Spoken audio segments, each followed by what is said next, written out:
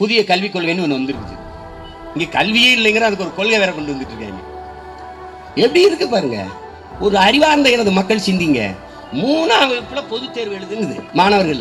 இந்த கல்விக் கொள்கை 3ஆம் வகுப்புல பொதுத் தேர்வு, 6ஆம் வகுப்புல பொதுத் தேர்வு, 8ஆம் வகுப்புல இருந்து 10ஆம் வகுப்புக்கு பருவத் தேர்வு முறை. பருவத் தேர்வு கல்லூரியில போய் நம்ம செமஸ்டர் பரிசு அந்த பருவத் தேர்வு எழுதுவதே கஷ்டமா இருக்குது.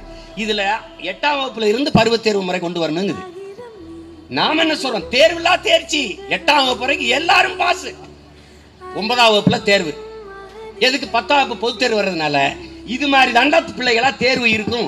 இதுல பயிற்சி எடுத்துக்கிட்டு 10ஆம் வகுப்பு தேர்வை எழுதுங்கடா. இதான் நம்ம சொல்றது. நீங்க இங்க பாருங்க, என் தம்பி தங்கையில என் அன்பு பெற்றோர்கள் கவனிக்கணும்.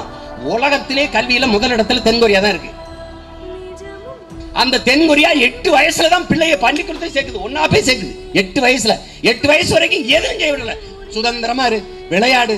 8 வயசுல ஒன்னா போய் சேர்க்குது. இவன் 8 வயசுல பொதுத் தேர்வு எழுதுங்கிறான்.